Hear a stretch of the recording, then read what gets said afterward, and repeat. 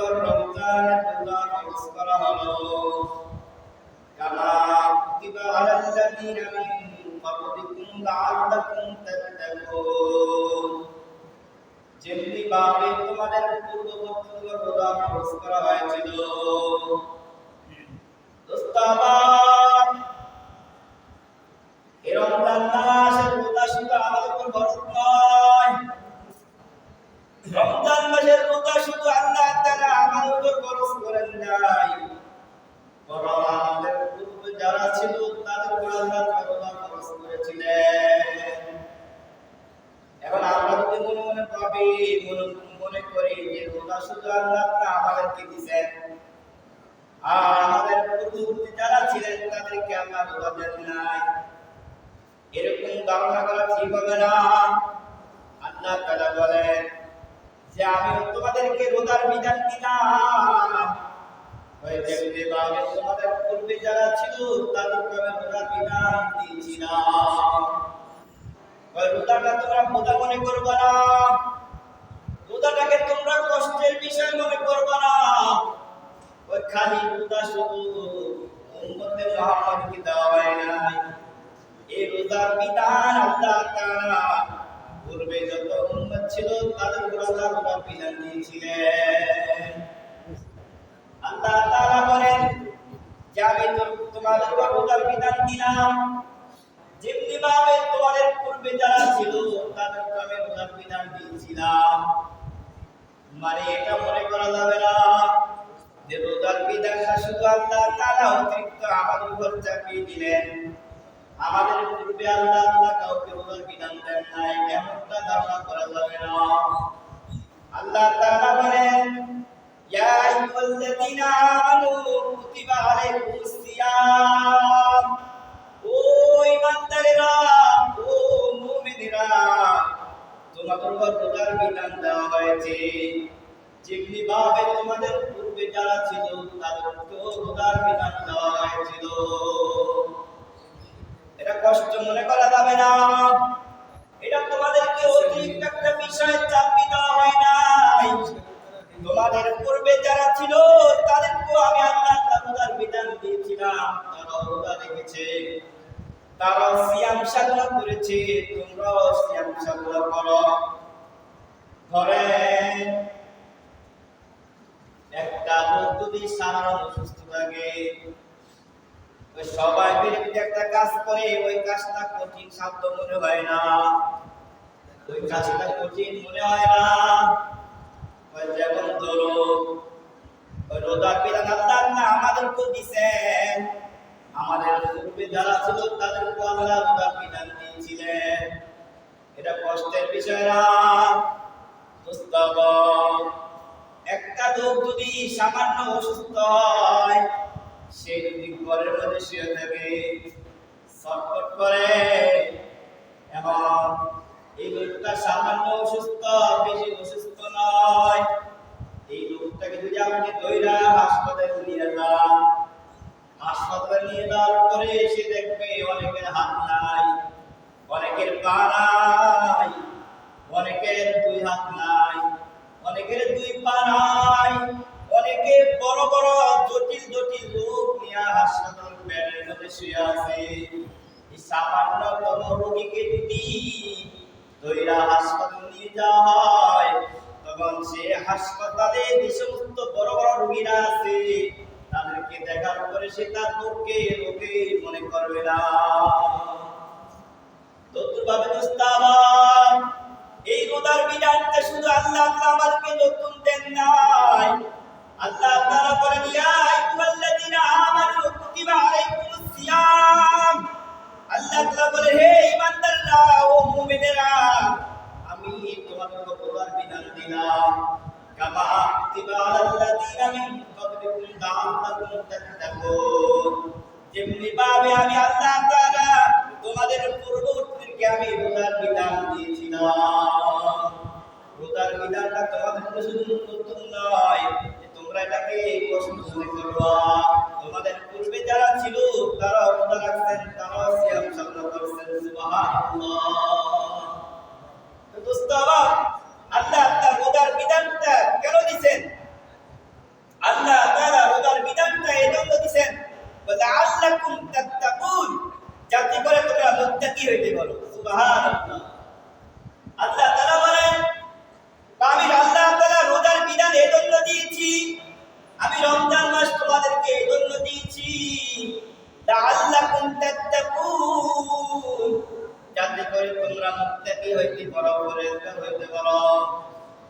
জন্য আমি আল্লাহ তাআলা তোমাদেরকে রমজান মাস দিয়েছি। দোস্তাবাব, তাকওয়ার অর্থ হলো বিরত থাকা, পরহেজ করা, সংযমী হওয়া, সংযত হওয়া। রোজার মাধ্যমে আবার তাকওয়া অর্জন কিভাবে করবে?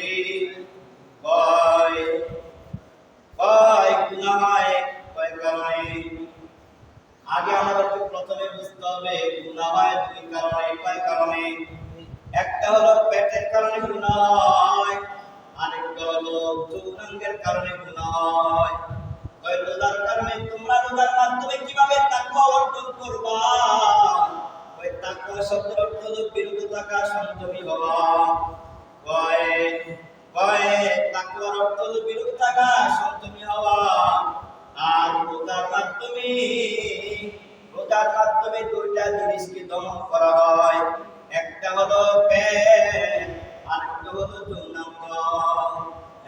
পেটে যদি খাবার না থাকে তখন মানুষ চুরিদারি করে, কথা বলে না।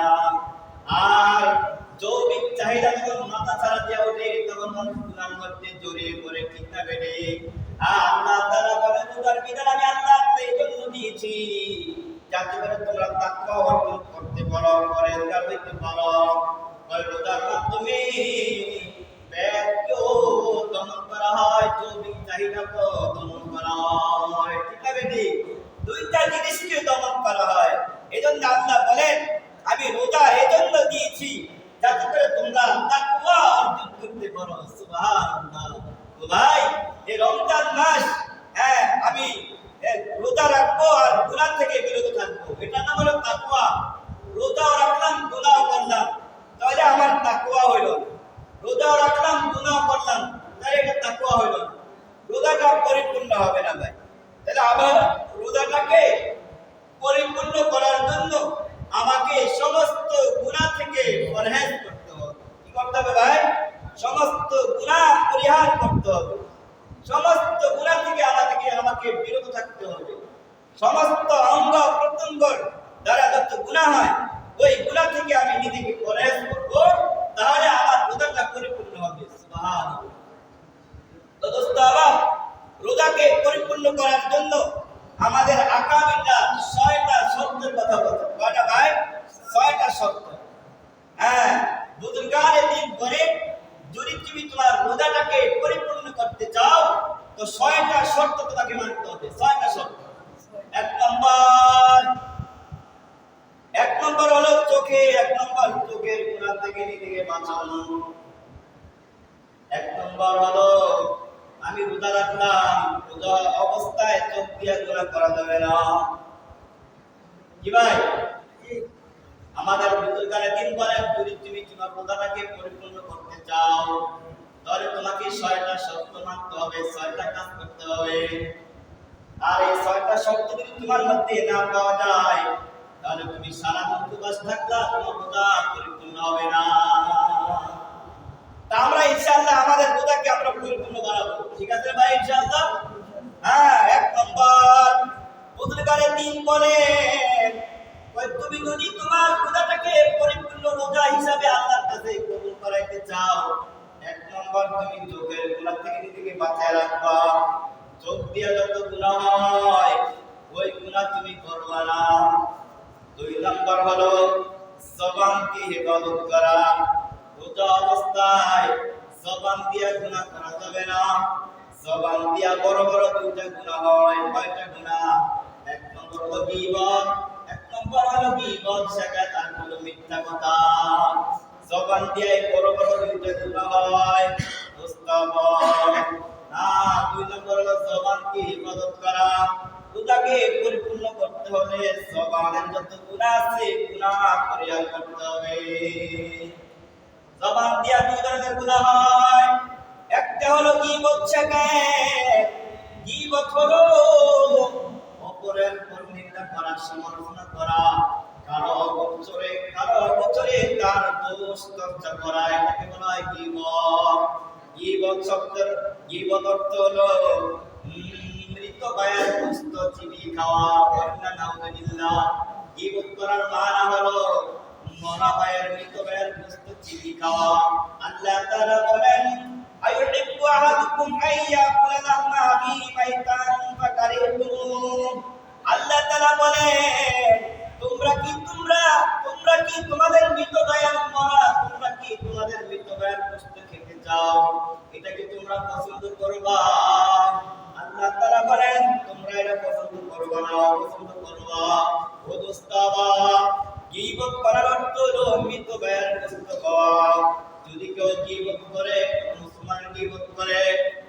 হবে সে তার ভাইয়ের পুস্তকে কিসে পুস্তক খাইলো নাউযুবিল্লাহ। আরেকটা হলো মিথ্যা কথা বলা, বলে গীবত করা কবিরা গুনাহ, বড় ধরনের গুনাহ হয়। আরেকটা হলো মিথ্যা কথা বলা। আজকে তো মিথ্যা কথা সমাজে চাইনা হয়ে গেছে, যে যত বেশি মিথ্যা কথা বলতে পারে তাকে সেলিব্রিটি দেয়। না ভাই, রোজা অবস্থায় মিথ্যা কথা বলা যাবে না। যদি আমি রোজা অবস্থায় মিথ্যা কথা বলি আমার রোজাটা হালকা হয়ে যাবে। রোজা অবস্থায় যদি আমি গীবত শিকায়ত করি আমার রোজাটা হালকা হয়ে যাবে, অসম্পূর্ণ হবে, রোজাটা পরিপূর্ণ হবে না। তাহলে রোজা অবস্থায় আমরা ১ নম্বর চোখের গুনাহ থেকে নিজেকে বাঁচাইব, ২ নম্বর জবানের গুনাহ থেকে নিজেকে আমরা বাঁচিয়ে রাখবো। হাদিসের মধ্যে আল্লাহর হাবিব বলেন, যদি কেউ ইচ্ছাকৃতভাবে একটা মিথ্যা কথা বলে, একটা মিথ্যা কথা বলা কবিরা গুনাহ, আর একটা কবিরা গুনার জন্য সে ৭০০০ বছর জাহান্নামে আগুনে জ্বলবে। নাউযুবিল্লাহ। বলে দোস্ত আমার, একটা মিথ্যা কথার জন্য আল্লাহর হাবিব বলেন একটা মিথ্যা কথা বলা কবিরা গুনাহ, মানে বড় ধরনের পাপ হবে। আর একটা পাপের জন্য কবিরা গুনার জন্য ৭০০০ বছর জাহান্নামের আগুনে জ্বলতে হবে ভাই। এজন্য আপনি আপনার আমার রোজাটাকে পরিপূর্ণ করার জন্য ৬টা শর্ত মানতে হবে। ১ নম্বর, চোখের গুনাহ আমরা করব না। চোখ দিয়ে আমরা টিভি দেখব না, নাচ গান এগুলো আমরা চোখ দিয়ে রোজা অবস্থা আমরা দেখব না। ২ নম্বর, জবানের গুনাহ, জবান দিয়া বড় বড় ২টা গুনাহ হয়, একটা হলো গীবত আর হলো মিথ্যা কথা। এই ২টা গুনাহ আমরা রোজা অবস্থায় করব না। আরেকটা হলো কানের গুনাহ। কিসের গুনাহ ভাই? কান দিয়া গুনাহ করা। রোজা অবস্থায় কান দিয়া গুনাহ করা যাবে না। কান দিয়া গান বাজনা শোনা যাবে না, অশ্লীল কথাবার্তা কান দিয়া শোনা যাবে না। যদি শুনি আমি রোজা রাখলাম বটে, কিন্তু আমার রোজাটা পরিপূর্ণ হবে না। ৩ নম্বর। আর ৪ নম্বর হলো, ১ নম্বর কি বললাম ভাই? ১ নম্বর হলো চোখের গুনাহ, চোখকে গুনাহ থেকে বাঁচানো। ২ নম্বর, জবানের গুনাহ থেকে, জবানকে গুনাহ থেকে বাঁচানো। ৩ নম্বর হলো কান দিয়ে যত গুনাহ হয় ওই কানকে গুনাহ থেকে বাঁচানো। আর ৪ নম্বর হলো আরো যত অঙ্গ প্রত্যঙ্গ আছে সমস্ত অঙ্গ প্রত্যঙ্গকে গুনাহ থেকে বাঁচানো। ৪ নম্বর শর্ত। ৫ নম্বর শর্ত, বুজুর্গানে ৩ বলেন অতি ভোজন না করা। কি ভাই? ৫ নম্বর, বুজুর্গানে ৩ বলেন যদি তুমি তোমার রোজাটাকে পরিপূর্ণ করাইতে চাও ৫ নম্বর শর্ত তোমাকে মানতে হবে, সেটা হলো ওই সারাদিন রোজা রাখবা, অতি ভোজন করবা না। অতি ভোজন করলে কাম পাপ এবং কুপ্রবৃত্তি, পশু কুপ্রবৃত্তি দমন করা যাবে না। কি ভাই? অতি ভোজন করা যাবে না। অতি ভোজন করলে কাম পাপ, পশু প্রবৃত্তি দমন করা যাবে না। হাদিসে পাকের মধ্যে আছে আল্লাহর হাবিব বলে, তুমি তোমার পেটটাকে ৩টা ভাগ করো। ১ ভাগ তুমি খাবার খাও, আরেকটা ভাগে পানি খাও, আর পেটের আরেকটা অংশ তুমি খালি রাখো যাতে তুমি ইবাদত করতে পারো। কারণ বেশি পরিমাণে খাইলা শরীরের মধ্যে অলস চলে আসবে, তখন তুমি ইবাদত করতে পারবে না, ঠিক মতো নামাজ পড়তে পারবে না, আল্লাহকে তাকাতাকি করতে পারবে না। এজন্য আমাদের বুজুর্গারা দিন বলে অতি ভোজন না করা। অতি ভোজন করলে শরীরের মধ্যে অলসতা চলে আসবে আর তুমি ইবাদত করতে পারবে না। তবে ওলামায়ে কেরাম বলছেন যে বর্তমান জমানা যেহেতু দুর্বল উম্মত, যে কম খাইলে হয়তো ইবাদতে ব্যাঘাত করবে, ইবাদত করতে পারবে না, আর উম্মত তো দুর্বল। এটা অতি ভোজন না, বেশি ভোজন না করলে তো ইবাদত করতে পারবে না, ইবাদতে ব্যাঘাত করবে। এটা ওলামায়ে কেরাম বলেন হ্যাঁ বেশি করে খেতে পারে যাতে করে সে ইবাদত ভালোভাবে করতে পারে।